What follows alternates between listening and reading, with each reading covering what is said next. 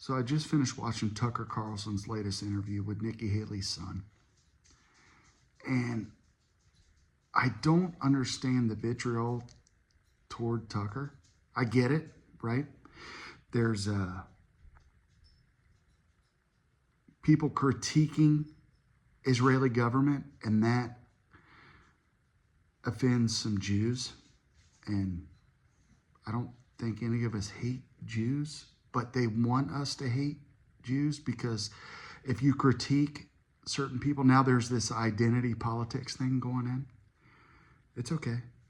Identity politics never wins. It never wins at all. Identity politics is stupid. If you're an American, I love you. If you're an American, if you're not an American, I love you too. But if you're an American in the realm of speaking about America, I love you. But I love outsiders as well. Mexicans, Canadians. Tucker talked about Bangladeshians. I love you.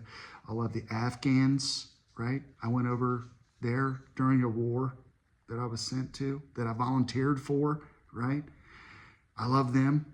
The kids were brilliant, beautiful, right? It doesn't matter about color of skin or all this stupid identity shit that people spew. It doesn't matter, but there are principles that we must live by in America. And Tucker really hit on one in his opening monologue, and I want to share it with you right now. So I'm going to share it with you. So here it is. But not being able to buy a home, if you ask any young person, or at least the dozen or two I've asked, number one, like I grew up in a home, not an apartment, not Section 8, not a rental house, but like a house that I own. Not a huge house, but just like a house.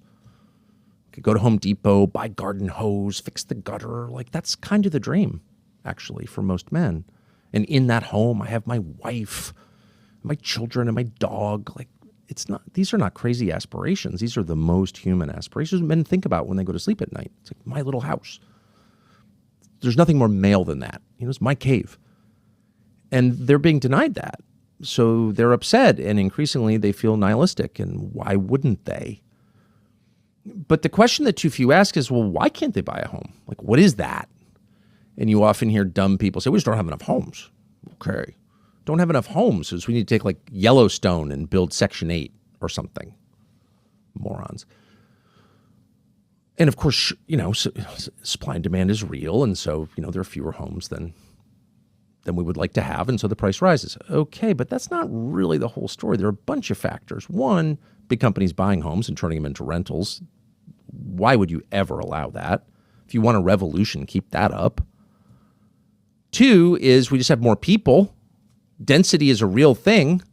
This is a great country because it's not an overpopulated country. It's not Bangladesh, not just because we're better than the Bangladeshis, but because there are fewer of us and a bigger piece of land. You don't want to live cheek to jowl. It makes people crazy. It makes rats crazy, and it makes people crazy. Nobody wants that. But we're getting it, and we're getting it through immigration. Illegal and legal. We're being flooded with people from outside the country. Everyone's like, oh, wow, you know, that's a racial thing. Okay. Maybe for some people, there are racial elements, for sure. Certainly a lot of cultural elements that are important.